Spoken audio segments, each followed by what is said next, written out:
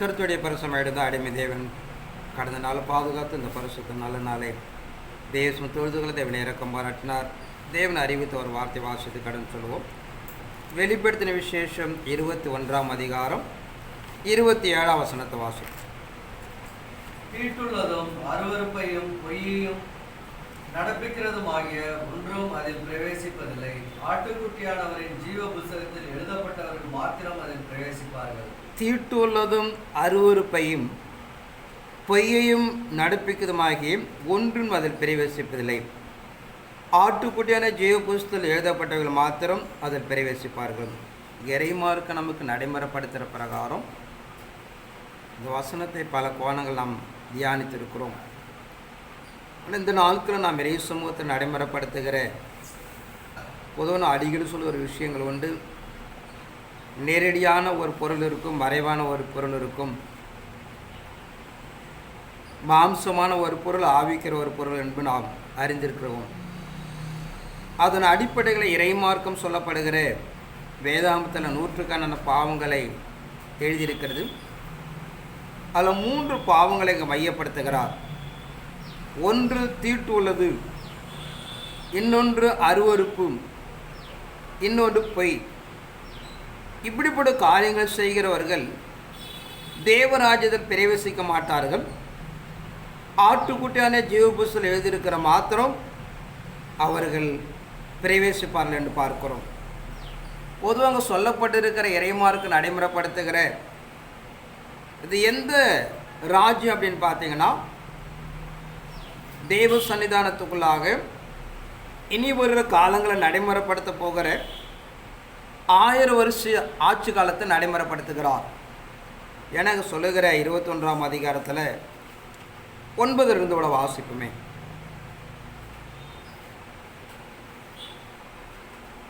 வெளிப்படுத்த 29.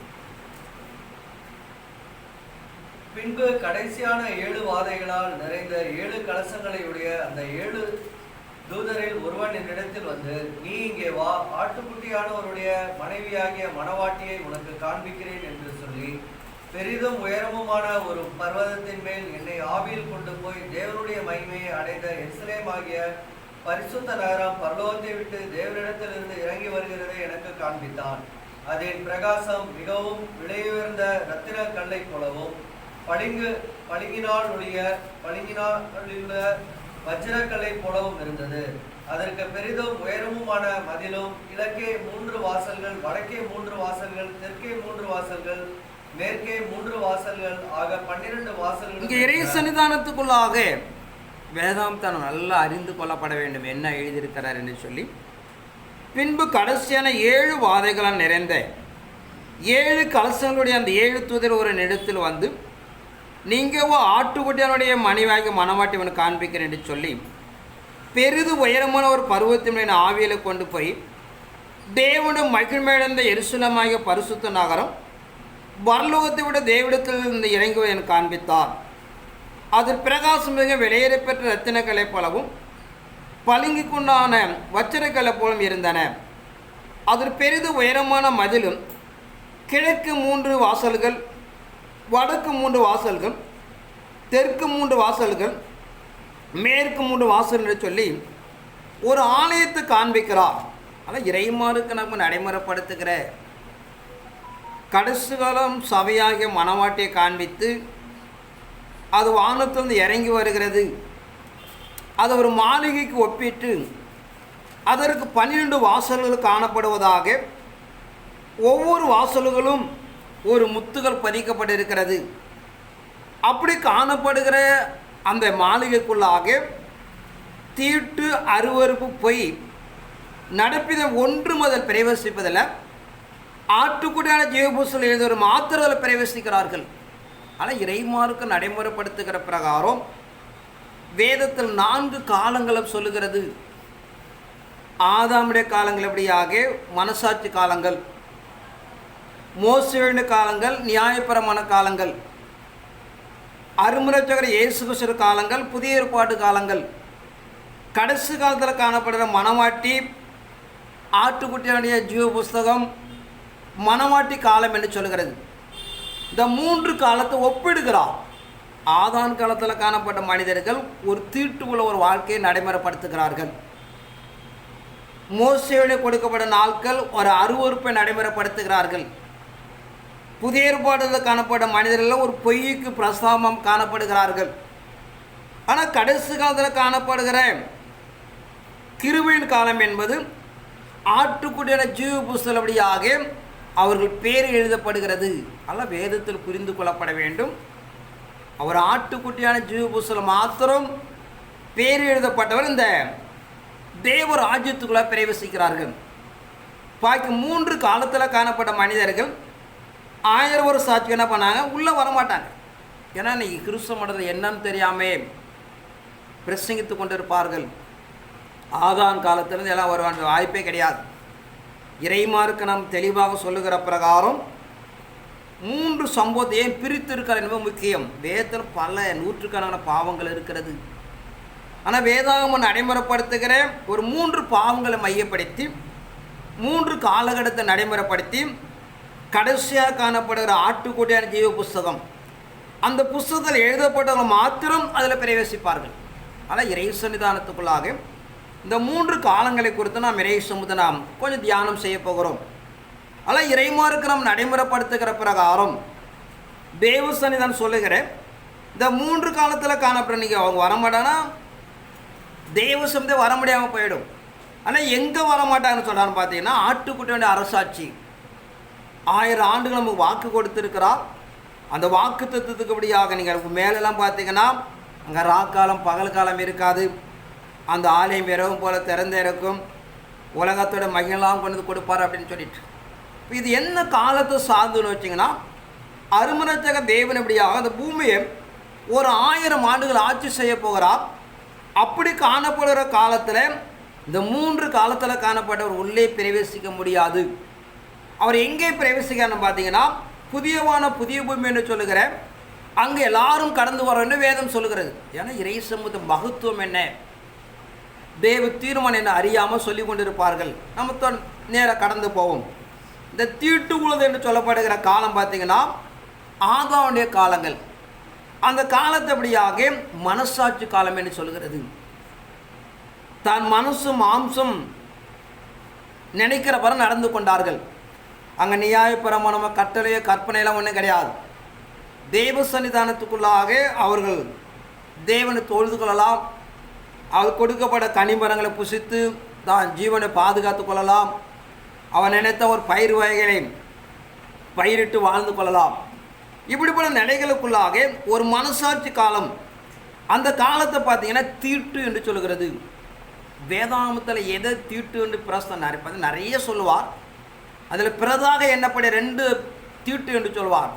ஒன்று பார்த்தீங்கன்னா கொலை பாதகம், இன்னொன்று பார்த்தீங்கன்னா விக்கிரக ஆராதனை. இது 2மே பார்த்தீங்கன்னா தீட்டு என்று சொல்லப்பட்டிருக்கும். புது வேதத்தில் பார்த்தீங்கன்னா நிறைய சொல்லியிருக்கும்.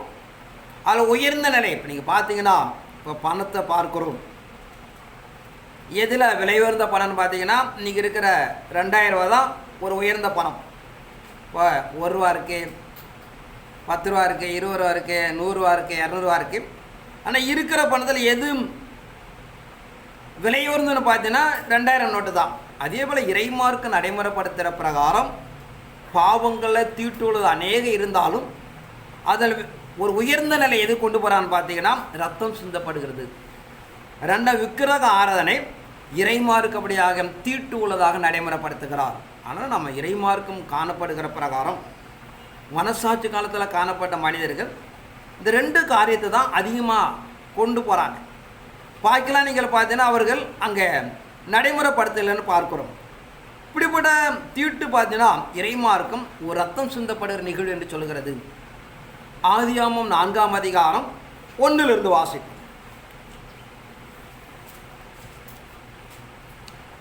ஆதாம் தன் மனைவியாகிய ஏவாளை அறிந்தான். அவள் கர்ப்பவதியாகி காயினை பெற்று கர்த்தரால் ஒரு மனுஷனை பெற்றேன் என்றாள். பின்பு அவனுடைய சகோதரனாகிய ஆபேலை பெற்றாள். ஆபேல் ஆடுகளை மேய்க்கிறவனானான்.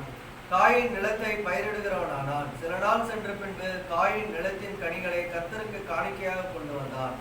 ஆபேலும் தன் மந்தையின் தலையீற்றுகளிலும் அவைகளில் கொடுமையானவைகளிலும் சிலவற்றை கொண்டு வந்தான். ஆபேலையும் அவன் காணிக்கையும் கர்த்தர் அங்கீகரித்தார்.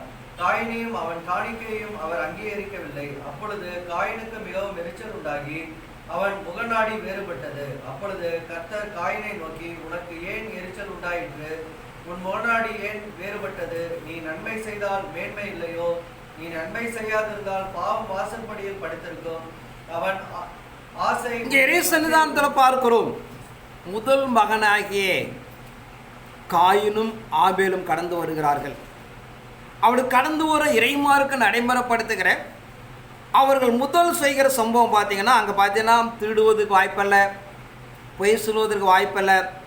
ஆனால் அங்கே செய்கிற ஒரே ஒரு பாவம் என்னான்னு பார்த்தீங்கன்னா, தீட்டு என்று சொல்லப்படுகிற கொலை பாதகம் நடைமுறைப்படுத்தப்படுகிறது. 2 பேரும் வளர்ந்து வருகிறார்கள். தான் செய்கிற தொழிலை தேவனை கனப்படுத்துவதற்காக கொண்டு வருகிறார்கள். காயின் தன்னுடைய நிலத்தின் கனிகளை கொண்டு வருகிறார். ஆபேல் தன் ஆடு மேய்க்கிறான், ஆடுகளை கொழுமையானது கொண்டு வருகிறார். அப்படி கொண்டு வரும் நிலைகளை அங்கே தேவன் ஆபேல கனிகளை அங்கீகரிக்கிறார். ஏன்னு பார்த்தீங்கன்னா, முதல் தரமான கொழுமையானவளை எடுத்துக்கொண்டு வந்து பலி செலுத்தினாலே அவன் பலியை அங்கீகரிக்கிறார். காயின் யதார்த்தமாக தேவனுக்கு பலி செலுத்துவதனாலே அதை அங்கீகரிக்காமல் போகிறது. ஆனால் இறைமார்க்கும் நாமளாம் அறிந்து கொள்ளப்பட வேண்டும். ஒரு ஆராதனை, ஒரு ஜபங்கள், எந்த ஒரு நிகழ்வும் அது பொறுப்போடும் நேர்த்தியாக பயத்தோடும் பக்தியோடும் நீங்கள் செய்யப்படும் போது தான் இறைவன் அங்கீகரிப்பார். அப்படிப்பட்ட நிலைகள் இல்லாமல் என்ன ஒரு காரியம் செய்தாலும் தேவன் அங்கீகரிப்பது அல்ல. ஆனால் நம் முதல் மனிதனாகிய காயினும் ஆபேல் பார்க்கிறோம். அப்படி காணப்படும் போது நமக்கு இடையூறாக நம்மை பலி அங்கீகரிக்காமல் இருப்பதற்கு ஆபேல் மேல் அவன் கோபம் கொண்டதினாலே தான் சகோதரபடியாக கொலை செய்தான் என்று பார்க்கிறோம். ஆனால் இறைமார்க்கு நடைமுறைப்படுத்துகிற 4ஆம் அதிகாரம் 9 வாசிப்பு. கர்த்தர் காயினை நோக்கி, உன் சகோதரனாகிய ஆபேல் எங்கே என்றார். அதற்கு அவன், நான் அறியேன், என் சகோதரனுக்கு நான் காவலாளியோ என்றான். அதற்கு அவர், என்ன செய்தாய்? உன் சகோதரனுடைய இரத்தத்தின் சத்தம் பூமியிலிருந்து என்னை நோக்கி கூப்பிடுகிறது. இப்பொழுது உன் சகோதரனுடைய இரத்தத்தை உன் கையிலே வாங்கிக் கொள்ள தன் வாயை திறந்த இந்த பூமியிலே நீ சபிக்கப்பட்டிருப்பாய். கர்த்தர் காயினை நோக்கி, உன் சகோதரனாகிய ஆபேல் எங்கே என்றார். அதற்கு அவன், நான் அறியேன், என் சகோதரனுக்கு நான் காவலாளி என்றான். அதற்கு அவர், என்ன செய்தார்? உன் சகோதர ரத்தம் சத்தம் பூமியிலிருந்து என்னை கூப்பிடுகிறது என்று சொல்லுகிறார். இறை சன்னிதானத்துக்குள்ளாக மனசாட்சி காலத்தில் வேறு பாவம் செய்வதற்கு வாய்ப்பே கிடையாது. அங்கே பாவம் செய்வதற்கு ஒரே ஒரு நிலை கொலை மாத்திரம்தான். பாய்க்கு போய் திருடுவதற்கோ எந்த ஒரு நிலை கிடையாது. இப்படிப்பட்ட நிலைகளுக்குள்ளாக அவன் செய்த ஒரு பெரிய தீட்டு, தன் சகோதர ரத்தம் தேவனை நோக்கி கூப்பிடுகிறது என்று சொல்கிறார். அதே 4ஆம் அதிகாரம் 23-24 வாசி. லாமேக்கு தன் மனைவிகளை பார்த்து, ஆதாளே, சில்லாளே, நான் சொல்வதை கேளுங்கள். லாமேக்கின் மனைவிகளே, என் சத்தத்துக்கு செவி கொடுங்கள். எனக்கு காயம் உண்டாக ஒரு மனுஷனை கொன்றேன், எனக்கு தழும்புண்டாக ஒரு வாலிபனை கொலை செய்தேன். காயினுக்காக 7 பலி சுமருமானால் லாமேக்குக்காக 77 பலி சுமரும் என்றான். லாமேக்கு தன் மனைவிகளை பார்த்து, ஆதாளே, சில்லாளே, நான் சொல்வதை கேளுங்கள். லாமேக்கின் மனைவிகளை என் சத்தத்துக்கு செவி கொடுங்கள். எனக்கு காயமுண்டாக ஒரு மனுஷனை கொண்டேன், எனக்கு தழும்பு உண்டாக ஒரு வாலிபனை கொலை செய்தேன். காயினுக்கு 7 பலி சுமருமானால் லாமேக்குக்காக 77 பலி சுமரும் என்றார்.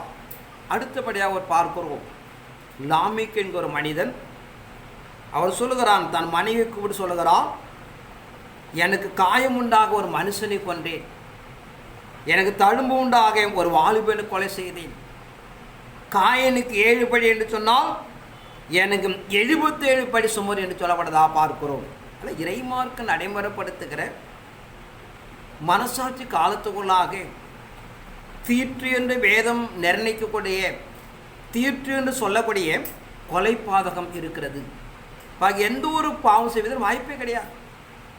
இப்படிப்பட்ட நிலைகளுள்ள காணப்படுகிற அந்த தீட்டு என்று சொல்லப்படுகிற அது தொடருகிறது. அவன் ஏதோ பாவம் செய்தனாலே அவனோட முடியல, 3ஆம் 4ஆம் தலைமுறைக்கு பின்பற்றி போகிறது. லாமேக்கு சொல்லுகிறான், நான் காயமுண்டாக தழும்பு உண்டாக 2 மனிதனை கொலை செய்தேன் என்று சொல்லி. காயனுக்கு 7 பழி என்று சொன்னால் எனக்கு 77 பழி சுமர் என்று சொல்லப்படுதா பார்க்கிறோம். ஆனால் இறைமார்க்க நடைமுறைப்படுத்துகிற மனசாட்சி காலத்துக்குள்ளாக வேறு எந்த ஒரு பாவம் செய்வதற்கு வாய்ப்பல்ல. பிறதாக எண்ணப்படுகிற கொலை செய்து தேவ சமூகத்துக்குள்ளாக தீட்டுக்குள்ளார்களாக சிக்கிக் கொள்கிறார்கள். 2ஆவதாக பார்க்கிறோம் அருவருப்பு என்று சொல்லி. இந்த அருவருப்பு என்பது இறைமார்க்கு நடைமுறைப்படுத்துகிற நிலை. நியாயப்பிரமாண காலத்தில் அவர்கள் செய்கிறார்கள். ஒன்று, தேவ சமூகத்தில் அருவருக்கக்கூடிய ஒரு விஷயங்கள் விக்கிரக ஆராதனை. தேவ சமூகத்தில் அருவருக்கக்கூடிய ஒரு விஷயங்கள் விபச்சாரம். இந்த 2 காரியங்களை நியாயப்பிரமாண காலத்தில் செய்து தன் எப்படியாக அருவருக்கத்தக்க நடைமுறைப்படுத்தி கொண்டார்கள் என்று பார்க்கிறோம். யாத்திராகமம் 7ஆம் அதிகாரம் 10 வாசம்.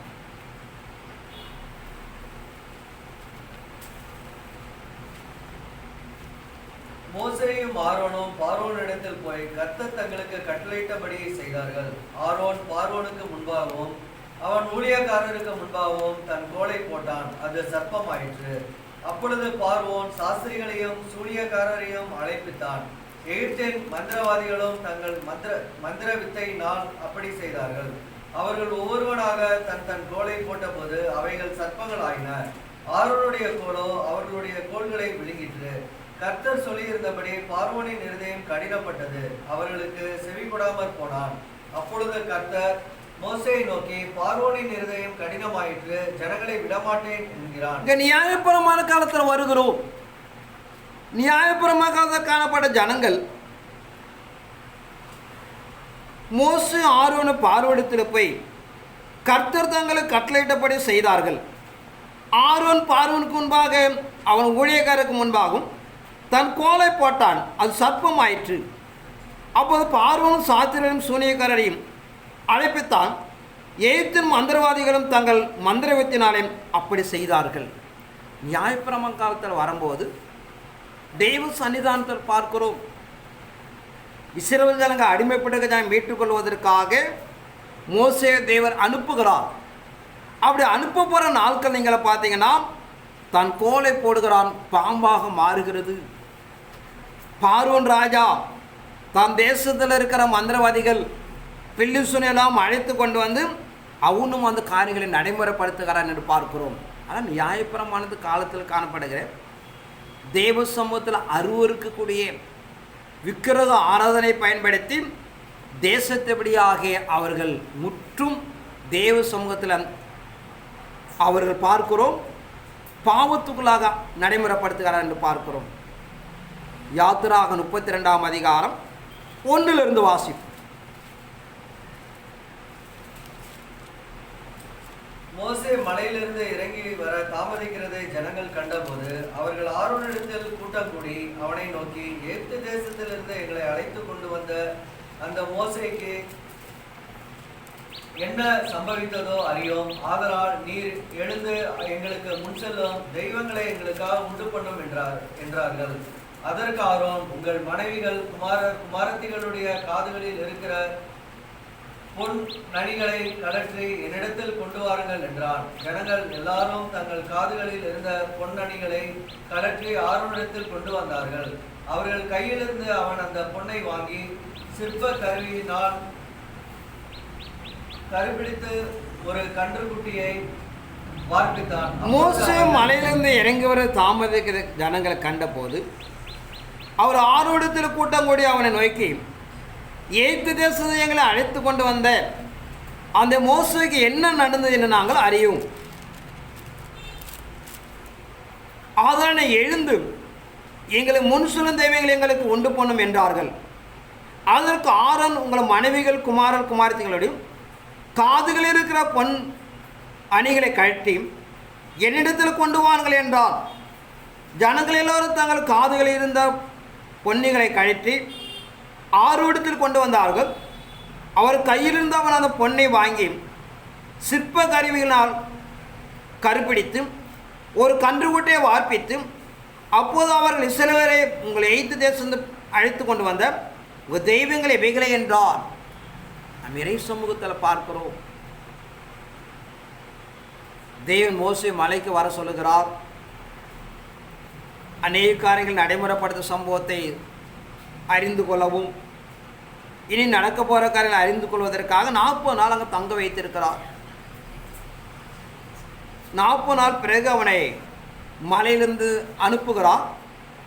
அதுக்குள்ளே கீழே இருக்கிற ஜனங்கள் மலைக்கு போன மோசே உயிரோடு இருக்கார், செத்து போனான் என்று தெரியல, நாம் என்ன செய்வதென்று தெரியல என்று சொல்லி நம்மளை எகிப்திலிருந்து அழைத்து கொண்டு வந்த தேவன் என்று ஒரு தேவனை உருவாக்க என்று சொல்லி அவர் எகிப்தில் காணப்பட்ட தொழுது கொண்ட ஒரு கன்றுக்குட்டியை மாடலாக வைத்து இதுவே நம்ம எகிப்திலிருந்து அழைத்து வந்து என்று சொல்லி அவர்கள் தீர்மானிக்கிறார்கள். 10 விதமான வாதைகளை உருவாக்கி பார்வோன் தலைச்சப்பலாம் கொன்று எண்ண முடியாமல் அற்புதங்களை செய்து ஒரு பெரிய கிரியைகளை நடைமுறைப்படுத்த தேவன் எப்படியாக மறந்தார்கள் என்று பார்க்கிறோம்.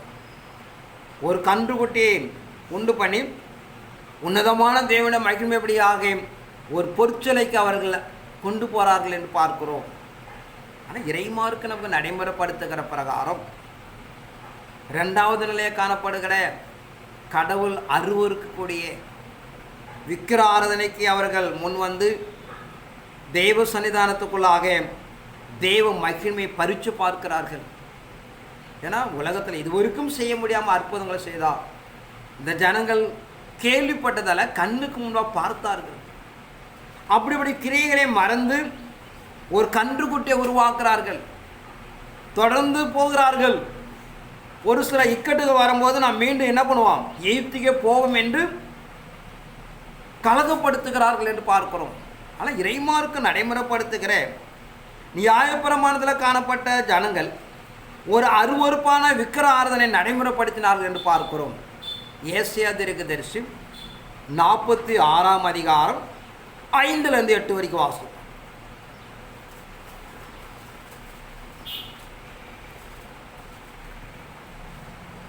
யாருக்கு என்னை சாயலும் சமமும் ஆக்கி யாருக்கு நான் ஒப்பாகும் படிக்கு என்னை ஒப்பிடுவீர்கள்? பையில் இருக்கிற பொன்னை கொட்டி வெள்ளியை தராசில் நிறுத்தி தட்டானுடைய கூலி பொருத்தி கொள்ளுகிறார்கள்.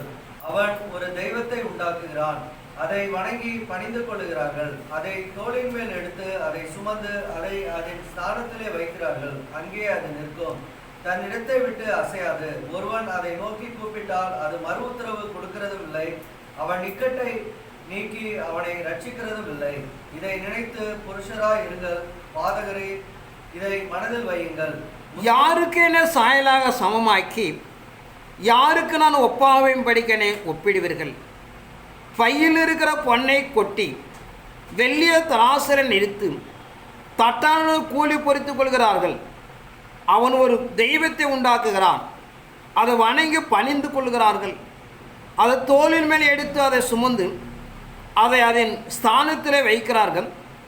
அங்கே அது நிற்கும், தன் இடத்தை விட்டு அசையாது. ஒரு நேரம் நோக்கி கூப்பிட்டால் அது மறு உத்தரவு கொடுக்காது என்று என்னை யாருக்கு ஒப்பிடுவர் என்று கேட்கிறார்.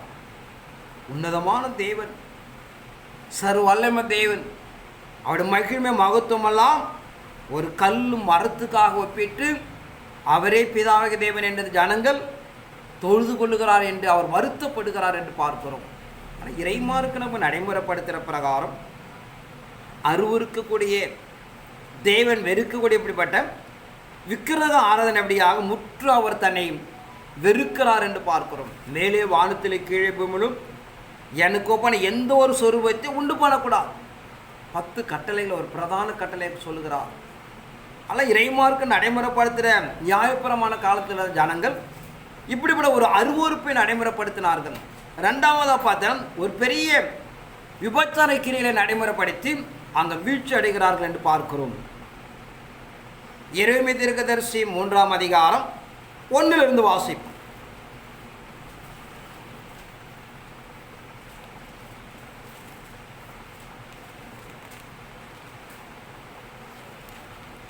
ஒரு புருஷன் தன் மனைவியை தள்ளிவிட அவள் அவனிடத்தில் இருந்து புறப்பட்டு போய் அந்நிய புருஷனுக்கு மனைவியானால் அவன் அவளிடத்தில் இனி திரும்ப போவானோ?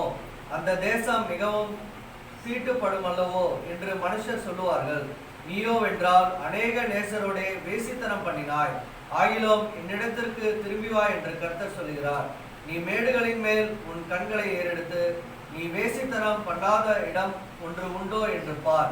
வனாந்தரத்திலே அரேபியன் காத்து கொண்டிருக்கிறது போல நீ வழி ஓரங்களில் உன் நேசருக்கு காத்து கொண்டிருந்து உன் வேசித்தனங்களாலும் உன் அக்கிரமங்களாலும் தேசத்தை தீட்டுப்படுத்தினாய்.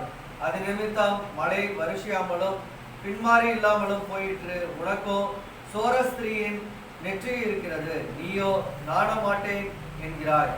நீ இது முதல் என்னை நோக்கி என் பிதாவே தேவரே என்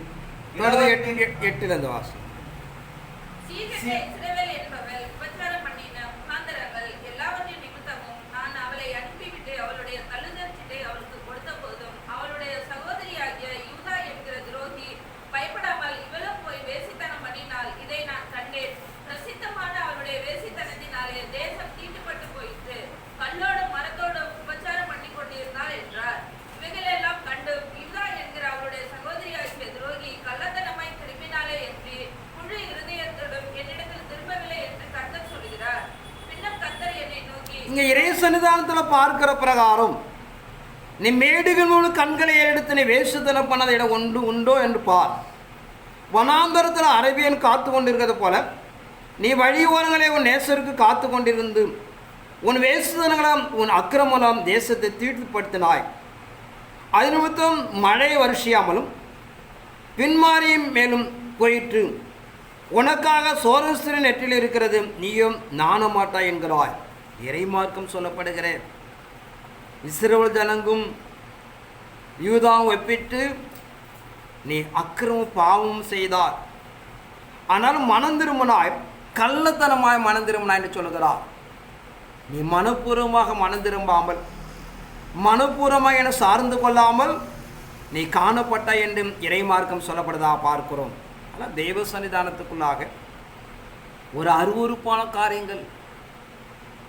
ஆமோஸ் 2ஆம் அதிகாரம் 7ஆம் வசனத்தை வாசிக்கும்.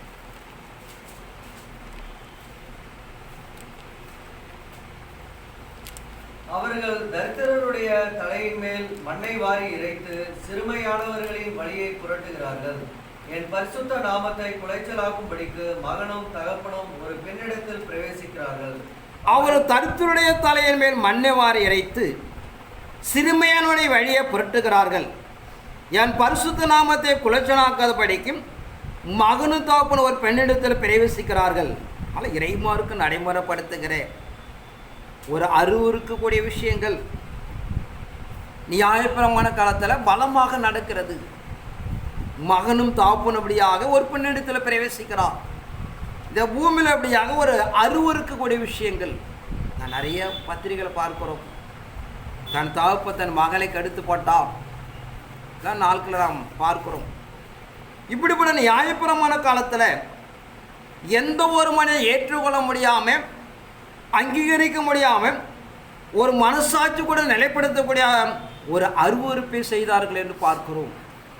தேவனுடைய சாயலை ஒரு விக்கிரங்களுக்கு ஒப்பிடப்படுகிறது. தகப்பனும் மகனும்படியாக ஒரு பெண்ணை நேசிக்கிற விஷயங்கள், இப்படிப்பட்ட அநியாயமான பாவங்களை செய்து பூமியில் அருவருக்கக்கூடிய ஒரு விஷயங்களை நியாயப்பிரமான காலத்தில் நடைமுறைப்படுத்தினார் என்று வேதம் நமக்கு சொல்லுகிறது. அடுத்தபடியாக பொய். புதிய ஏற்பாடு காலத்தில் காணப்படுகிற மனிதர்கள் பொய்யபடியாக நிலைப்படுத்துகிறார்கள். மத்தேயு சுவிசேஷம் 27ஆம் அதிகாரம் 20 வாசிப்போம்.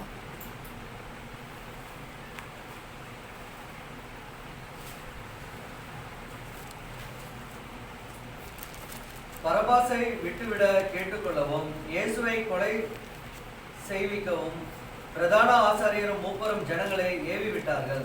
தேசாதிபதி ஜனங்களை நோக்கி, விருவரில் எவனை நான் உங்களுக்கு விடுதலையாக்க வேண்டும் என்று கேட்டான். அதற்கு அவர்கள் பரபாசை என்றார்கள். பிலாத்து அவர்களை நோக்கி, அப்படியானால் கிறிஸ்து எண்ணப்பட்ட இயேசுவை நான் என்ன செய்ய வேண்டும் என்று கேட்டான். அவனை சிலுவையில் அறைய வேண்டும் என்று எல்லாரும் சொன்னார்கள். தேசாதிபதியோ, ஏன் என்ன பொல்லாப்பு செய்தான் என்றான். அதற்கு அவர்கள், அவனை சிலுவையில் அறைய வேண்டும் என்று அதிகமாய் கூக்குரலிட்டு சொன்னார்கள். கலகம் அதிகமாகிறதே அல்லாமல் தன் பிரயத்தனத்தினாலே பிரயோஜனம் இல்லை என்று பிலாத்து கண்டு தண்ணீரை அள்ளி ஜனங்களுக்கு முன்பாக கைகளை கழுவி, இந்த நீதிமானுடைய இரத்த பலிக்கு நான் குற்றமற்றவன், நீங்களே பார்த்து கொள்ளுங்கள் என்றான். அதற்கு ஜனங்கள் எல்லாரும், இவனுடைய இரத்த பலி எங்கள் மேலும் எங்கள் பிள்ளைகள் மேலும் இருப்பதாக என்று சொன்னார்கள். இந்த இறை சன்னிதானத்தில் பார்க்கிறோம், அருமிரட்சகரை இயேசு கிறிஸ்து கொலை செய்யப்பட வேண்டும் என்றும் பிரதான ஆசாரியர்கள் வேதப்பர்கள் எதிர்பார்க்கிறார்கள். எந்த ஒரு சாட்சியுமே கிடைக்கல. அங்க இருக்கிற ஜனங்களை அழைத்து நீங்க போய் என்ன பண்ணுங்க, அவருக்கும் விரோதமாக பொய் சொல்லுங்கள். ஏன்னா அவர்கிட்ட இருந்து எந்த ஒரு முகாந்தரமே, கொலைக்கு எதுவான முகாந்தரம் கிடைக்கல. இப்போ பிரதான ஆசாரியர் வேதப்பர் என்ன பண்ண, ஜனங்களை அழைத்து அவரை கொலை செய்யப்பட வேண்டாம், நீங்கள் பொய்யான சாட்சி என்ன பண்ணுங்க, பொய் சொல்லுங்கள் என்று அவர்களுக்கு ஆலோசனை கொடுக்கிறார்கள். ஆனால் இறைமார்க்கம் இறை சன்னிதானம் சொல்லுகிற பிரகாரம் மூன்றாவது காலத்தில் காணப்பட்ட மனிதர்கள் சிறியோர் முதற்கொண்டு பெரியோர் வரைக்கும் பொய்யர்களாக மாறினார்கள். இதெல்லாம் நீங்கள் அதிகபட்சம் பார்த்தீங்கன்னா மனசாட்சி காலத்தில் கிடையாது, நியாயப்பிரமாண காலத்தில் கம்மி.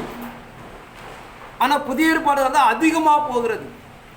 இதை நம்ம நடைமுறைப்படுத்துகிற இந்த ஒவ்வொரு நிகழ்வும், அதாவது நீங்கள் மனசாட்சி காலத்தில் பார்த்தீங்கன்னா ஒரு 1/4 பங்கு பாவம். அது என்ன பாவத்தை நடைமுறைப்படுத்துகிறான்னு பார்த்தீங்கன்னா தீட்டு, ரத்தம் சிந்தப்படுதல். மோசே பிரான நாட்களில் என்ன பாவங்கள் நடைமுறைப்படுத்துகிறான்னு பார்த்தீங்கன்னா அங்கே விக்கிரக ஆராதனை, விபச்சாரம், அதோட மேல் இருக்கிற கொலைபாதகம் வருகிறது, 60% கடந்து வருகிறது. அடுத்தபடியாக புதிய ஏற்பாடு காலத்தில் பார்த்தீங்கன்னா மேலே சொல்லப்பட கொலை, 2வது சொல்லப்பட அருவருப்பும், 3வது சொல்லப்பட பொய், இது 3/4% புதிய ஏற்பாடு காலத்தில் கடந்து வந்து சிறியோர் முதற்கொன்று பெரியோர் வரைக்கும்படியாக பொய் சொல்லியபடியாக காணப்பட்டதாக நாம் பார்க்கிறோம். ஒவ்வொரு காலகட்டத்துக்குள்ளாக பாவம் என்பது அதிகரிக்கிறது. அவருடைய அதிகரித்து காணப்படுவனாலே அப்போஸ்தலருடைய 5ஆம் அதிகாரம் 1 வாசிப்போம்.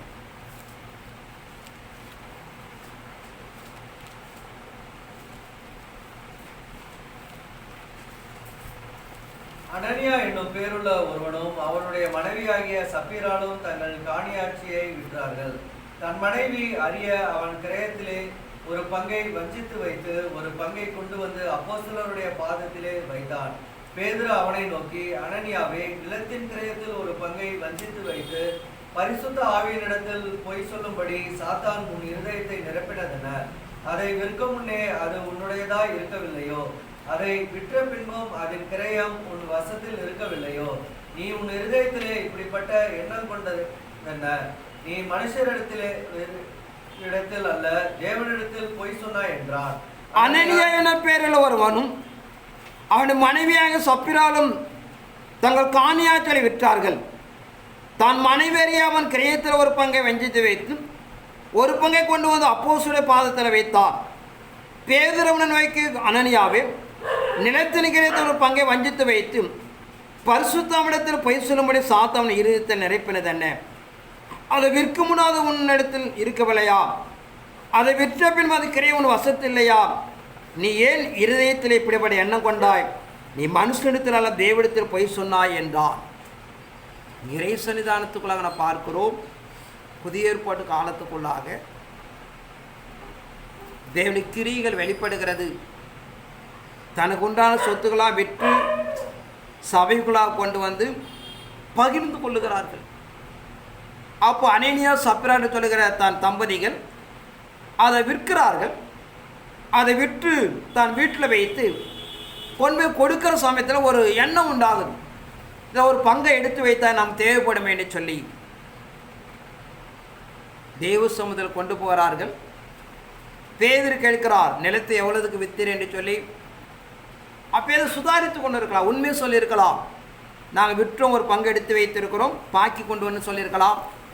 அதை கொடுப்பதுக்கு முன்னாடியோட சொல்லியிருக்கலாம், நாங்கள் இவ்வளோ வரைக்கும் விற்ற ஒரு பங்கை எங்களை எடுத்து வைத்திருக்கேன்னு சொல்லி. அப்படி சொல்லாமல் அவள் பொய் சொன்னதுனாலே அவன் விழுந்து செத்து போனான்.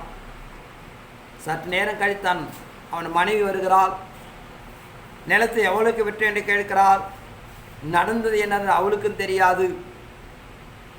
அவள் வித்துதான் கணவன் எடுத்து வந்தேன்னு சொல்லுகிறாள். நீயும் தேவனிடத்தில் பொய் சொன்னாய் என்று சொன்னாலே அவளும் சாகிறாள் என்று பார்க்கிறோம். அதில் மூன்றாவது காலத்தில் காணப்படுகிற கிறிஸ்துடைய புதிய ஏற்பாடு காலத்துக்குள்ளாக அங்கே பொய் சொன்னவர்களெல்லாம் அழிக்கப்படுகிறார்கள் என்று பார்க்கிறோம். ஆனால் இறைமார்க்கு நடைமுறைப்படுத்துகிறேன்.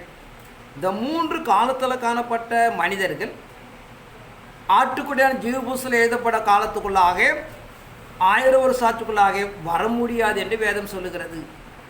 இப்போ ஆட்டுக்குட்டியுடைய காலம் எதை சார்ந்தது? ஒரு இரக்கமுள்ள கிருபையின் காலம் என்று சொல்லுகிறது. 1 கொரிந்தியர் 15ஆம் அதிகாரம் 51 வாசிப்போம்.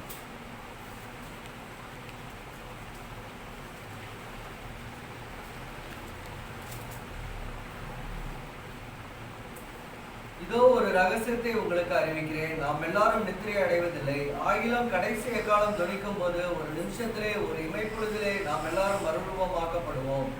எக்காலம் தொனிக்கும், அப்பொழுது மரித்தோர் அழிவில்லாதவர்களாய் எழுந்திருப்பார்கள், நாமும் மறுரூபமாக்கப்படுவோம். அழிவுள்ளதாகிய இது அழியாமையையும் சாவுக்கேதுவாகிய இது சாவாமையும் தரித்து கொள்ள வேண்டும். அழிவுள்ளதாகிய இது அழியாமையும் சாவுக்கேதுவாகிய இது சாவாமையும் தரித்து கொள்ளும் போது மரணம் ஜெயமாக விழுங்கப்பட்டது என்று எழுதியிருக்கிற வார்த்தை. இதோ ஒரு ரகசியத்தை உங்களை அறிவிக்கிறேன், நாம் எல்லாரும் நித்திரை அடைவதிலே, அவர்களுக்கு கடைசியாக காலம் தொனிக்கும் ஒரு நிமிஷத்தில் ஒரு இமைப்பொழுதிலே நாம் எல்லாரும் மறுரூபமாக்கப்படுகிறோம். அழிவுள்ளதாகிய இது அழியாமையும் சாவுக்கேதோ சாவாமை தரித்து கொள்ள வேண்டும். அழிவுள்ளதாகிய இது அழியாமையும் சாவுக்கேதோ சாவாமை தரித்து கொள்ளும் போதும் மரணம் ஜெயமாக விழுங்கப்படும். 4வது காலமாக காணப்படுகிற கிருபையின் காலம். ஆட்டுக்குட்டியான ஜீவபூசல் பேர் எழுதப்பட வேண்டும் என்று சொன்னால் இறைமார்க்கம் சொல்லுகிற பிரகாரம் ஒரு அழியாமை அடைந்து கொள்ளுகிறோம். தேவனு சாயலாகிய பூர்ணத்தை அடைந்தாகப்பட வேண்டும். ஆதான் காலத்தில் காணப்பட்ட தீட்டு, மோசே காலத்தில் காணப்பட்ட அருவருப்பு, புதிய ஏற்பாடு காணப்பட்ட பொய், இப்படிப்பட்ட தன்மையிலிருந்து முற்றும் மாற வேண்டும். அப்படி மாறி இறைமார்க்கு நடைமுறைப்படுத்துகிற கடைசி காலத்து தன்மை. இந்த 3 காலத்தில் காணப்பட்ட மனிதரெல்லாம் மரணத்தை ருசி பார்த்தார்கள். ஆட்டுக்குடியான ஜீவபூசல் எழுதப்பட்டவர்கள் மரணத்தை ஜெயிக்கப்பட வேண்டும். அவனுக்கு ஜெயிக்கப்பட வேண்டும். இந்த காலத்தில் தகுதி என்பது இந்த 3 காலத்தில் இருந்த பாவங்கள் நாம் ஜெயிக்கப்பட வேண்டும். தீட்டு, அருவருப்பு, பொய்யை வாழ்க்கைப்படியாக நாம் முற்றும் அழிக்கப்பட வேண்டும். இப்படிப்பட்ட இந்த 4வது காலத்தில் இந்த 3ம் நடைமுறைப்படுத்தப்படும். இதிலிருந்து நம்ம விலைக்கு காத்து கொள்ளப்பட வேண்டும் என்று சொல்லப்படுறதா பார்க்கிறோம். ஒரு அழியாமையை சுதந்திரித்துக் கொள்ளப்பட வேண்டும். அப்படி அழியாமை யார் சுதந்திரித்துக் கொள்கிறீர்களோ அதை நாம் அடைய வேண்டும் என்று சொல்லப்படுறதா பார்க்கிறோம். வெளிப்படுத்தல் 20ஆம் அதிகாரம் 4லிருந்து 6 வரைக்கும் வாசிப்போம். அன்றியும் நான் சிங்காசனங்களை கண்டேன், அவைகளின் மேல் உட்கார்ந்தார்கள். நியாய தீர்ப்பு கொடுக்கும்படி அவர்களுக்கு அதிகாரம் அளிக்கப்பட்டது. இயேசுவை பற்றிய சாட்சிய நிமித்தமும் தேவனுடைய வசனத்து நிமித்தமும் சிரசேதம் பண்ணப்பட்டவர்களுடைய ஆத்துமாக்களையும் மிருகத்தையாவது அதன் சுர்பத்தையாவது வணங்காமலும் தங்கள் நெற்றியிலும் தங்கள் கையிலும் அதன் முத்திரையை தரித்துக் கொள்ளாமலும் இருந்தவர்களையும் கண்டேன். அவர்கள் உயிர்த்து கிறிஸ்துவுடனே கூட 1000 வருஷம் அரசாண்டார்கள். மரணமடைந்த மற்றவர்கள் அந்த 1000 வருஷம் முடியும் அளவும் உயிரடையவில்லை. இதுவே முதலாம் உயிர்த்தெழுதல். அன்றே நான் சிங்காசனங்களை கண்டேன், அவைகள் மேல் உட்கார்ந்து இருந்தார்கள். நியாய தீர்ப்பு கொடுக்கும் ஒரு அதிகாரம் அளிக்கப்பட்டது. இயேசுவை பற்றிய சாட்சி நிமித்தமும் தேவனுடைய வசனத்தை நிமித்தமும் சிரசிதமனுடைய ஆத்மாக்களையும் மிருகத்தியா சொருத்தியாவதும் வணங்காமலும் தங்கள் நெற்றிலும் தங்கள் கையிலும் அதன் முத்திரையை தரித்து கொள்ளாமலும் இருந்தவர்களை கண்டேன். அவர் உயிர்த்து இயேசு கிறிஸ்துவோட 1000 வருஷம் அரசாண்டார்கள். மரணமடைந்த மற்றவர்கள் அந்த 1000 வருஷம் முடியும் உயிரடையவில்லை. இதுவே முதலாம் உயிர்த்தெழுதல். ஆனால் இறைமார்க்கு நடைமுறைப்படுத்துகிற ஆட்டுக்குட்டியான ஜீவ புஸ்தகம் எழுதப்பட்டவர் மரணத்தை ஜெயிக்கிறார்கள். அவர் கொடுக்கப்பட காலத்தை நாம் அறிந்து கொள்ளப்பட வேண்டும். அந்த கிறிஸ்து ஆட்சி காலத்தில் தன் நெற்றிகளை கைகள் தன் முத்திரை தரித்தில்லாத இருந்து ஒரு ஜெயங்குளுற வாழ்க்கை அடைகிறவர்கள் தான் அவர்கள் உயிர் அடைகிறார்கள் என்று பார்க்கிறோம். ஆனால் இந்த 3 ஆண்டு காலத்தில் இயேசு கிறிஸ்துக்காக இரத்த சாட்சியம் மறிக்கிறவர்களும் என நிறைய நாம் புரிந்து கொள்ளப்பட வேண்டும். வெளிப்படுத்தின விசேஷம்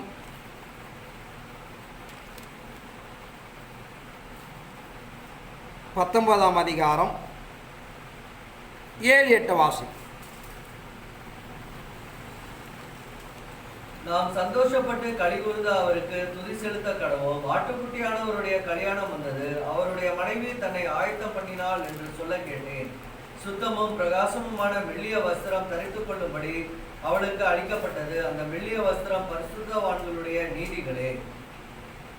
இங்க இறைமார்க்க நடைமுறைப்படுத்துகிற பிரகாரம் நாம் சந்தோஷப்பட்டு களி கூர்ந்து அவர் துதி செலுத்த கடவோம். ஆட்டுக்குடான கல்யாணம் வந்து அவர் மனைவி தன்னை ஆயத்தப்படுத்தினார். நாம் அடைய போகிற கிறிஸ்து சன்னிதானத்தில் ஆட்டுக்குட்டியான கல்யாணம் என்பது ஒரு சந்தோஷம் என்று சொல்லுகிறது. ஏன்னா உலகத்தில் யாரும் அடைந்து கொள்ள முடிய ஒரு சாக்கியம். முதலாம் உயிர்த்தில் பங்கு உள்ளவர்கள் பாக்கியவான். இப்படிப்பட்ட இறைமார்க்கும் காலங்காலமாக மரணத்தில் சிக்கிக்கொண்ட மரண பயத்தில் காணப்பட்ட மனிதன் மரணத்தை ஜெயிக்கிறான் என்று பார்க்கிறோம். இப்படிப்பட்ட காலத்தை உடையவர்கள் பாக்கியவான்கள். மத்திய 13ஆம் அதிகாரம் 1 வாசிப்போம்.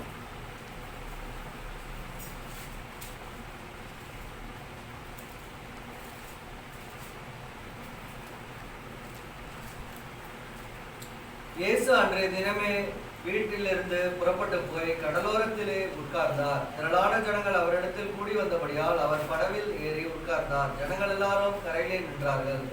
அவர் அநேக விசேஷங்களும் உண்மைகளாக அவர்களுக்கு சொன்னார். கேளுங்கள், விதைக்கிறவன் ஒருவன் விதைக்க புறப்பட்டான். அவன் விதைக்கையில் ஒரு சில விதை வழியருகே விழுந்தது. பறவைகள் வந்து அதை பட்சித்து போட்டது. சில விதை அதிக மண்ணில்லாத கற்பாறை இடங்களில் விழுந்தது. மண் ஆழமாய் இருந்ததினாலே அது சீக்கிரமாய் முளைத்தது. வெயில் ஏறின போதோ தீந்து போய் வேறில்லாமையால் உலர்ந்து போயிற்று. சில விதை முள்ளுள்ள இடங்களில் விழுந்தது. முள் வளர்ந்து அதை நெருக்கி போட்டது. இந்த இறை சன்னிதானத்துக்குள்ளாக அருமரத்தர இயேசு கிறிஸ்து ஒரு ஓமை சொல்லுகிறார். ஒரு விதைக்க புறப்படுகிறார். ஒன்று வழியருகே விழுகிறது, இன்னொன்று கற்பாறையில் விழுகிறது, இன்னொன்று முள்ளுள்ள இடங்களில் விழுகிறது, இன்னொன்று நல்ல நிலத்தில் விழுகிறது.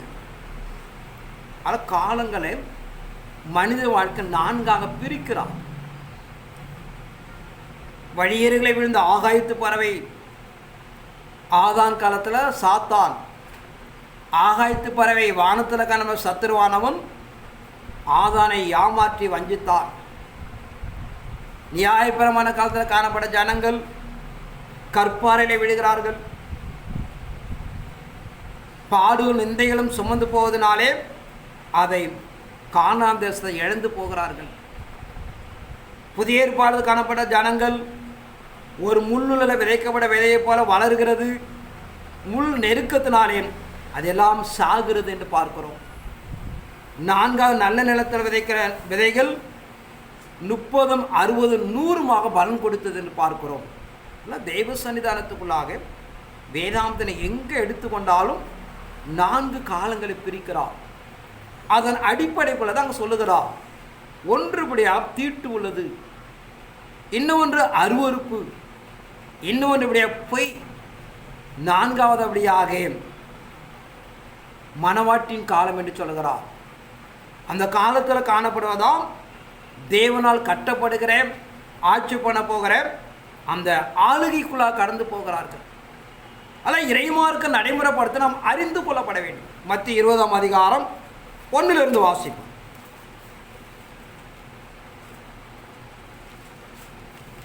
பரலோக ராஜ்யம் வீட்டெஜமான் ஆகிய ஒரு மனுஷனுக்கு ஒப்பாய் இருக்கிறது. அவன் தன் திராட்சை தோட்டத்துக்கு வேலையாட்களை அமர்த்த அதிகாலையிலே புறப்பட்டான். வேலையாட்களுடன் நாளொன்றுக்கு ஒரு பணம் கூலி பேசி அவர்களை தன் திராட்சை தோட்டத்துக்கு அனுப்பினான். 3ஆம் மணி வேளையிலும் அவன் புறப்பட்டு போய் கடைத்தெருவிலே சும்மா நிற்கிற வேறு சிலரை கண்டு, நீங்களும் திராட்சை தோட்டத்துக்கு போங்கள், நியாயமானபடி உங்களுக்கு கூலி கொடுப்பேன் என்றான். அவர்களும் போனார்கள். மறுபடியும் 6ஆம் 9ஆம் மணி வேளையிலும் அவன் போய் அப்படியே செய்தான். 11ஆம் மணி வேளையிலும் அவன் போய் சும்மா நிற்கிற வேறு சிலரை கண்டு, நீங்கள் பகல் முழுவதும் இங்கே சும்மா நிற்கிறதென என்று கேட்டான். அதற்கு அவர்கள் ஒருவரும் எங்களுக்கு வேலையிடவில்லை என்றார்கள். அவன் அவர்களை நோக்கி, நீங்களும் திராட்சை தோட்டத்துக்கு போங்கள், நியாயமானபடி கூலி பெற்றுக் கொள்வீர்கள் என்றான். இந்த அருமரட்சகர் இயேசு கிறிஸ்து ஒரு ஓமை சொல்லுகிறார். பரலோகராஜ வீட்டு ஜனமாகிய ஒரு மனுஷனுக்கு ஒப்பாய் இருக்கிறது. அவன் தன் திராட்சை தோட்டத்தை வேலையாளுக்கு அமர்த்த அதிகாலையிலே புறப்பட்டார். வேலையாளுக்குடன் நாளொன்றுக்கு ஒரு பணம் கூலி பேசி அவளை தன் திராட்சை தோட்டத்துக்கு அனுப்பினான். 3ஆம் மணியாகிய அதிகாலை, 6ஆம் மணியாகிய 9ஆம் மணி என்று சொல்லி அந்த எஜமான் தான் வேலையாள் கூட வேலை பார்க்கிறான். ஒருவரு வேலை திருப்தி இல்லாமல் இருக்கிறது. 11ஆம் மணி வேலை அமைத்து 12ஆம் மணி வேலை முடிவடைகிறது. முதல் கூலியபடியாக அந்த 1 மணி நேரம் செய்யப்பட்ட மனிதனுக்கு அர்ப்பணிக்கிறார். நாட்கள் நாம் இறை சன்னிதானத்தை நாம் அறிந்து கொள்ளப்பட வேண்டும். 3 காலகட்டத்தில் அமர்த்தப்பட்ட மனிதன் அதை சுதந்திரித்து கொள்ள முடியல. அவர் வேலை தன் எஜமானுக்கு பிரியமில்லாமல் போகிறது. 4ஆம் மணி காலத்தில் காணப்பட்ட 11, 12 மணி ஒரே ஒரு மணி நேரம் வேலை செய்தவன் அந்த எஜமானுக்கு அவருடைய பிரியமாக காணப்பட்டது. திருசு மண்டலத்துக்குள்ளாக நாம் என்ன செய்ய போகிறோம் என்பது கூட தெரியல. 1 மணி நேரம் என்று ஒரு கூலிக்கார வேலை என்று சொல்லுகிறார். ஒரு 3 ஆண்டுகள் செய்ய போகிற ஆவிக்கிற வாழ்க்கை. எப்படி அருமரட்சகர இயேசு கிறிஸ்து ஒரு 3 ஆண்டுகள் ஊழியம் செய்து தன் மனவாள இயேசு பிதாவுக்கு முன்பா தான் எரித்து கொண்டாரோ, அவர் மனைவியாகிய தன் மனவாட்டி 1 மணி நேரம் என்று சொல்கிற காலங்கள் அரை காலம் என்று சொல்லுகிற 3 மணி நேரம் வேலை செய்து தான் வேலையை நிறைவேற்றி கொடுக்கப்பட வேண்டும். ஆனால் கடைசி காலத்தில் காணப்படுகிற ஆட்டுக்குட்டியான ஜீவ புஸ்தகம் பேர் எழுதப்பட வேண்டும் என்று சொன்னால் 11 12ஆம் மணி வேலை என்று சொல்லுகிறேன். 1 மணி வேலை செய்து நாம் தெய்வத்திடத்தை நிறைவேற்ற நாம் எதிர்பார்த்து கொண்டிருக்கிறோம். வெளிப்படுத்தல் 20ஆம் அதிகாரம் 12ஆம் வசனத்தோட வாசிப்போம். மரித்தோராகிய சிறியோரையும் பெரியோரையும் தேவனுக்கு முன்பாக நிற்க கண்டேன். அப்பொழுது புஸ்தகங்கள் திறக்கப்பட்டன. ஜீவ புஸ்தகம் இன்னும் வேறொரு புஸ்தகமும் திறக்கப்பட்டது. அப்பொழுது அந்த புஸ்தகங்களில் எழுதப்பட்டவைகளின்படியே மரித்தோர் தங்கள் தங்கள் கிரியைகளுக்கு தக்கதாக நியாயத்தீர்ப்பு அடைந்தார்கள். சமுத்திரம் தன்னிலுள்ள மரித்தோரை ஒப்புவித்தது. மரணமும் பாதாளமும் தங்களிலுள்ள மரித்தோரை ஒப்புவித்தன. யாவரும் தங்கள் தங்கள் கிரியைகளின்படியே நியாயத்தீர்ப்பு அடைந்தார்கள். பெரிய வெள்ள சிங்காசனத்தையும் அதில் மேல் வீட்டிற்குறை கண்டேன். அவருடைய சமூகத்தில் பூமி வானம் அகன்று போயின, அவளுடைய இடம் காணப்படவில்லை. மரித்தோரையும் சிறியோரும் பெரியோரும் தேவனுக்கு முன்பாக நிற்க கண்டேன். அப்போது புஸ்தகம் திறக்கப்பட்டன. ஜீவ புஸ்தகம் பேரில் வேறொரு புஸ்தகம் திறக்கப்பட்டது. அப்போ அந்த புஸ்தகத்தில் எழுதப்படும்படி மரித்தோர் தங்கத்தால் கிரியைகளுக்கு தக்கதாக நியாயத்தீர்ப்படைந்தார்கள். ஒரு கடைசியான ஒரு நியாயத்தீர்ப்பை பார்க்கிறோம். அது வெள்ள சிங்காசனத்தை நடைமுறைப்படுத்துகிறது. மரித்தோராகிய சிறியோரும் முதல்ல பெரிய எல்லாரும் அங்கே வருகிறார்கள். அப்போ புஸ்தகங்கள் திறக்கப்படுகிறது. புஸ்தகங்கள் என்ன, பல, ஒரு புஸ்தகம் 2 புஸ்தகங்கள், பல புஸ்தகங்கள். அப்போ அந்த நியாய தீர்ப்பை பார்க்கிறோம். முதலாவது சமுத்திரம் தன்னில் மரித்தோரை ஒப்புவித்தது. இன்னைக்கு வேத பண்டிதெல்லாம் சொல்லுவார்கள், சமுத்திரத்தை செத்து போனாங்க போய் ஒப்புவிக்காத. ஒரு அயோக்கியத்தனமான பிரசங்கம் அதெல்லாம். இப்போ பூமியில் சாவுறாங்க, மரத்தை தூக்குமாடி சாவுறாங்க, பஸ்ஸில் சாவுறாங்க. எப்படி என்ன எழுதியிருக்கு என்பதாம் அறிந்து கொள்ள தெரியாத சமுத்திரம் என்பது இறைமார்க்கணம் சொல்லுகிற பிரகாரம் இந்த பூமியில் இருக்கிற ஜனங்களை ஒப்பிடுகிறது. ஏன்னா வெளிப்படுத்த 17ஆம் அதிகாரம், எரேமியா 51ஆம் அதிகாரம், இப்படி நிறைய இடத்துல சமுத்திரம் என்றும் திரளான ஜனங்களை ஒப்பிடுகிறது. இரண்டாவதாக மருத்துவர், அடுத்து மரணமும் பாதாளமும் ஒப்பிடப்படுகிறது. மரணம் என்பது மருத்து நியாயத்தீர்ப்படையாமல் ஒரு குறிப்பு இருக்கிறாங்க. நீ தானியேல் 12ஆம் அதிகாரத்தை பார்த்தீங்கன்னா அங்கே சொல்லப்பட்டிருக்கும். மூன்றாவது பாதாளம். பொதுவாக மனிதன் பார்த்தீங்கன்னா 4 இடங்கள் இருக்கிறான். ஒன்று பாதாளம் என்று சொல்லுகிற ஆபிரகாம் அடியில் நன்மை செய்தவர்கள் ஆபிரகாம் அடியில் தேற்றப்படுகிறார்கள். தீமை செய்தவர்கள் கீழ்பாதாளத்தில் தண்டனை பெறுகிறார்கள். லூக்கா 16 பார்த்தீங்கன்னா சம்பவம் தெரியும். ரெண்டாவதாக மரணம் என்று சொல்லுகிற இந்த பூமியில் மரித்து நியாய தீர்ப்படையாமே இருப்பாங்க.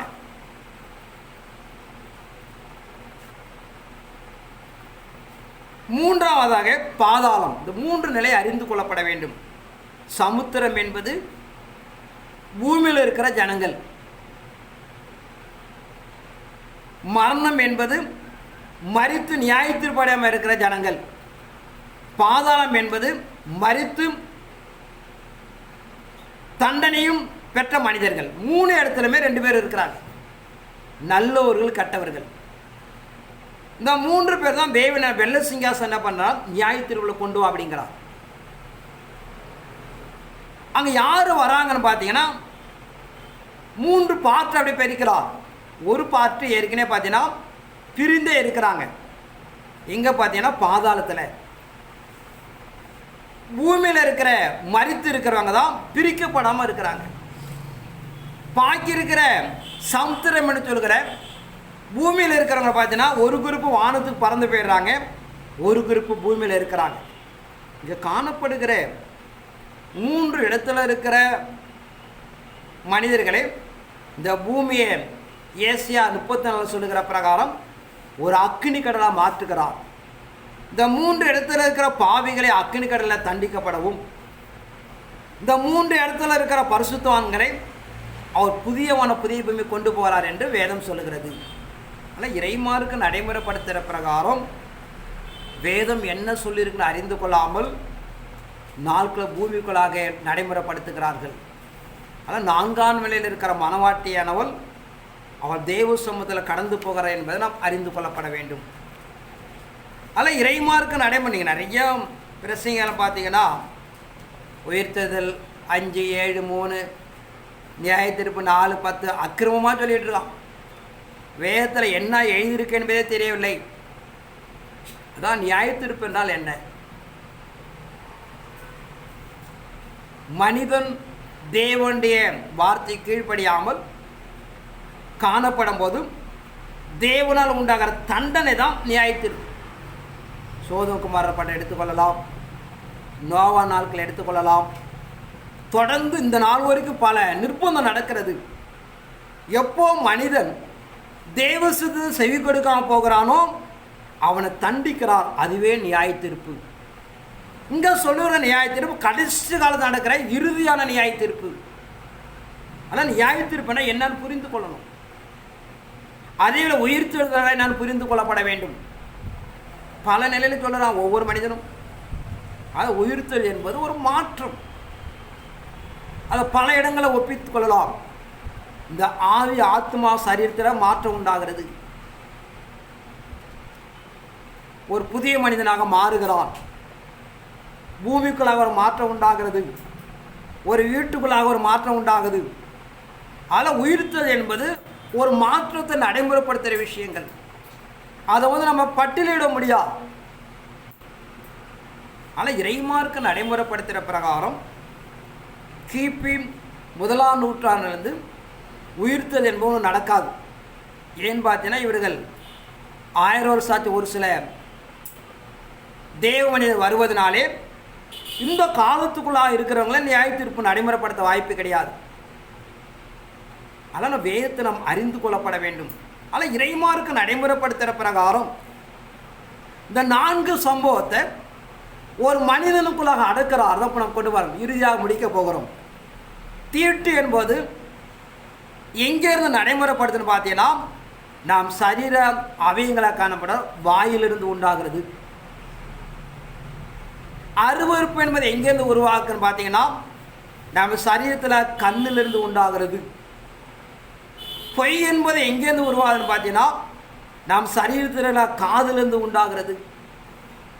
ஒட்டுமொத்தமான பாவங்கள் எங்கேருந்து உண்டாகுன்னு பார்த்தீங்கன்னா, மனிதனுடைய சிந்தனையிலிருந்து உண்டாகிறது. நாம் இறை சன்னிதானத்துக்குள்ளாக வேதத்தின் மகத்துவங்களை புரிந்து கொள்ளப்பட வேண்டும். ஆதாம் காலத்துக்குள்ளாக அவன் பாவம் செய்த பிரதான இடம் பார்த்தீங்கன்னா, தான் வாயின் வார்த்தை.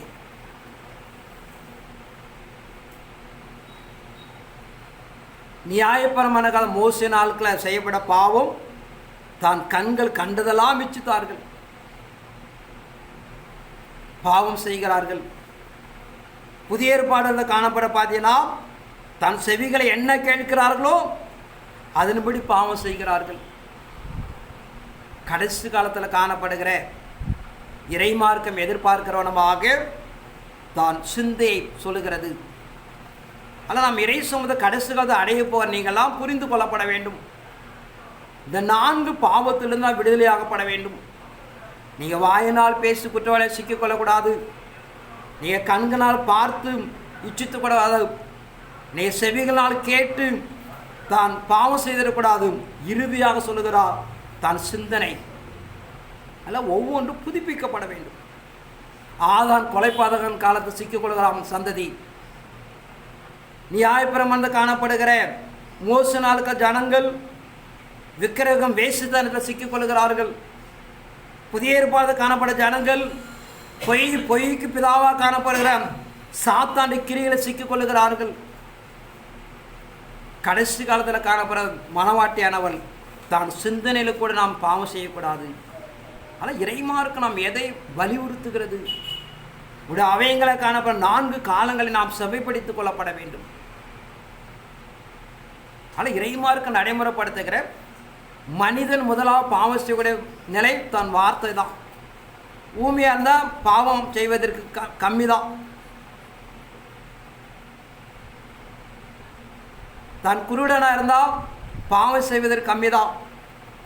தான் செவிடனாக இருந்தால் பாவம் செய்வது கம்மி தான். இதில் எல்லா நிலையிலும் பாவம் செய்வது வாய்ப்பு இருக்கிறது. ஆனால் மெண்டல் ஆகிட்டால் பாவமே செய்ய முடியாது. ஆனால் இறைமார்க்கு நம்ம நடைமுறைப்படுத்துகிற பிரகாரம் வேதம் எவ்வளவு மைனூட்டாக நடைப்படுத்திருக்க நாம் அறிந்து கொள்ளப்பட வேண்டும். ஆதாம் காலத்து காணப்பட்ட மனிதர்கள் தேவன் புசிக்கக்கூடாத கனியை வார்த்தை கேட்டு அவன் புசித்து பாவம் செய்தான்.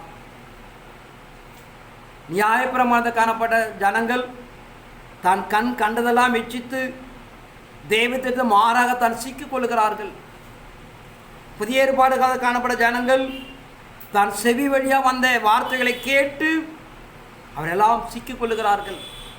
கடைசி காலத்தில் காணப்படுற தேவ ஜனங்கள் தான் சிந்திய முதற்கொண்டு என்ன பண்ணோம்?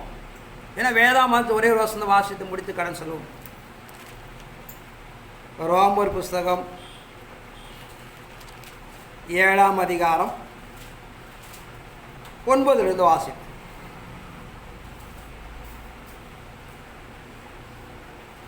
ஆகையால் என்ன சொல்லுவோம்? நியாயப்பிரமாணம் பாவமோ? அல்லவே, பாவம் இன்னதென்று நியாயப்பிரமாணத்தினால் நான் அறிந்தேனே அன்றி மற்றபடி அறியவில்லை.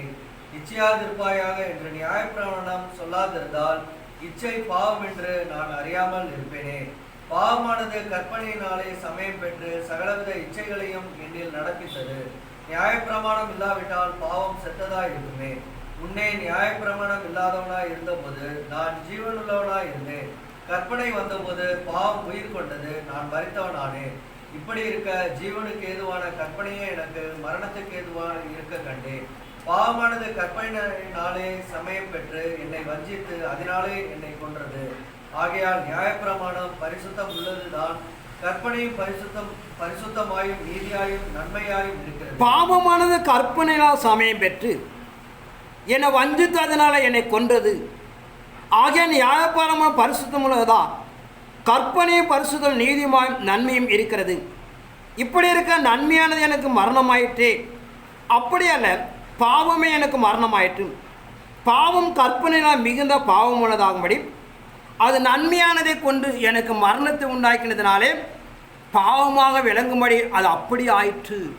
ஆனால் இறைமார்க்க நடைமுறைப்படுத்துகிற கடைசி காலத்தில் காணப்படுற தெய்வ சந்ததி ஆட்டுக்குட்டியான ஜீவபூசல் பேர் எழுதப்பட வேண்டும் என்று சொன்னால் நம்மளோட வாழ்க்கையில் காணப்பட வாயு மாத்திரமல்ல, நம்மளோட உறுப்பில் காணப்பட கண்கள் மாத்திரமல்ல, நாம் செவிகள் மாத்திரமல்ல, இறைமார்க்கம் எதிர்பார்க்கிற கற்பனையில் கூட வரக்கூடாது.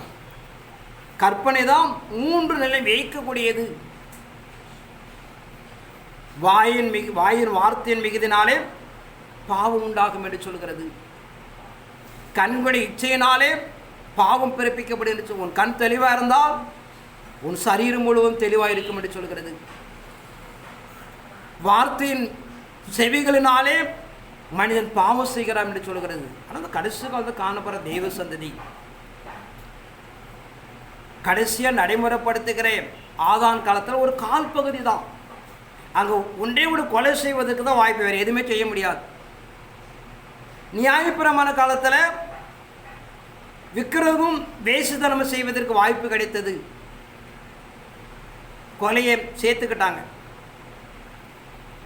புதிய ஏற்பாடு காலத்துக்குள்ளாக பொய் சொல்கிறாங்க. முதல் நிலை, 2ஆம் நிலை, 3ஆம் நிலை சேர்த்து 3ம் நடைமுறைப்படுத்துகிறாங்க. 4ஆம் நிலையாகிய நாட்களில் எல்லாத்தையும் சேர்த்துபடியாக மனிதன் பாவம் செய்து கொண்டு இருக்கிறான். ஆனால் இறைமார்க்கம் எதிர்பார்க்கிற வண்ணமாக இந்த 3 காலங்கள் மாத்திரமல்ல, 2 தீமோத்தேயு 3ஆம் அதிகாரம் 1 வாசிப்பேன். 2 தீமோத்தேயு 3:1.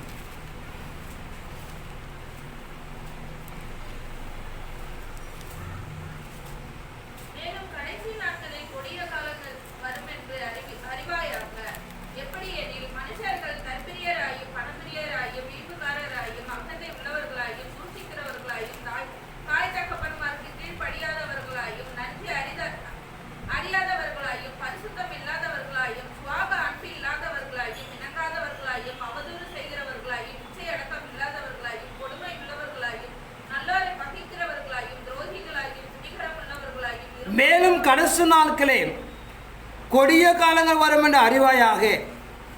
எப்படி மனுஷன் தற்பிரிய பணப்பிரிய வீம்புக்காரராகும், அகைந்து மூலம் தூசிகரம் தாய்த்தமாக கீழ்ப்படியாரும் நன்றி அறிவதில்லாகும் என்று ஒரு 21 பாவங்கள் ஒப்பிடுகிறார். நாம் புரிந்து கொள்ளப்பட வேண்டும். ஆதான் காலத்தில் ஒரே ஒரு பாவம் மாத்திரம் செய்ய முடிஞ்சது, கொலை செய்ய முடியுதான், வேறு எந்த பாவமும் செய்ய முடியாது. அதுவே கால் பகுதியாகிய அவர் தன்னை காத்து கொள்ள முடியல. நியாயப்பிரமாண காலத்தில் விக்கிரங்களுக்கு வேசித்தனத்துக்கு மாத்திரம் வாய்ப்பு இருந்துச்சு, அதையே அவர்கள் காத்து கொள்ள முடியல. புதிய ஏற்பாடு காலத்தில் பொய் சொல்வதற்கு வாய்ப்பு இருந்துச்சு, அதிலும் தன்னை விடுதலை ஆக்கி கொள்ள முடியல. கடைசி காலம் என்பது இந்த 4 காலத்தும் சார்ந்து இருக்கிறது. நாம் எப்படிப்பட்ட நடக்கை, நாம் எப்படி தேவனை தேடப்பட வேண்டும், நாம் எப்படி நம்மை காத்து கொள்ளப்பட வேண்டும் எல்லாம் நீங்கள் சுதாரித்து கொள்ளப்பட வேண்டும். எதை போனால் வாழ்ந்துடலாம், இயேசு வந்தால் போயலாம் நினச்சிங்கன்னா நாம் நம்மை ஏமாற்றி கொண்டு இருக்கிறோம். கடைசி காலம் ஒரு கொடிய காலம் என்று சொல்கிறார். தான் வாயை காத்து கொள்ளப்பட வேண்டும், தான் கண்களை காத்து கொள்ளப்பட வேண்டும், தன்னுடைய காதை காத்து கொள்ளப்பட வேண்டும், தான் சிந்தனை காத்து கொள்ளப்பட வேண்டும். இறைமார்க்கம் சொல்லுகிற தீட்டுன்னு அப்படியே ஒப்பிட்டிங்கன்னா, ஒரு மனிதன் ஒரு செத்த பிரேயத்தை தொட்டால் தீட்டுப்படுகிறான். அவன் யாரெல்லாம் தொடுகிறானோ அதெல்லாம் தீட்டு என்று சொல்லுகிறது. இப்படிப்பட்ட இறை சன்னிதானத்துக்குள்ளாக இறைமார்க்கம் நடைமுறைப்படுத்துகிற பிரகாரம் ஆவிக்குரிய தன்மை நாம் பகுத்து ஆராய்ந்து கொள்ளப்பட வேண்டும். இந்த 3 காலத்தை செய்கிறவர்கள் ஆட்டுக்குட்டியான கல்யாண விருந்துக்கு, ஆட்டுக்குட்டியான 1000 அரசாட்சிக்கு வர முடியாது. கடைசி காலத்துக்கான மனவாட்டியானவள் ஒரு தேவ செயலாக மாற்றப்படுவதனாலே அவன் மாத்திரம் பிரவேசிக்கிறாள். அப்படிப்பட்ட ஒரு பெரிய சாக்கியத்தை நாம் வைத்திருப்பதனாலே நாம் எப்படிப்பட்ட பரிசுத்த நடக்கை நடந்து கொள்ளப்பட வேண்டும் அறிந்து உங்களை காத்துக்கொள்ளும்படியாக தேவன் நமது கேட்டுக்கொண்டும் கர்த்தர் இந்த வார்த்தையை ஆசீர்வதிப்பாராக. ஆமென்.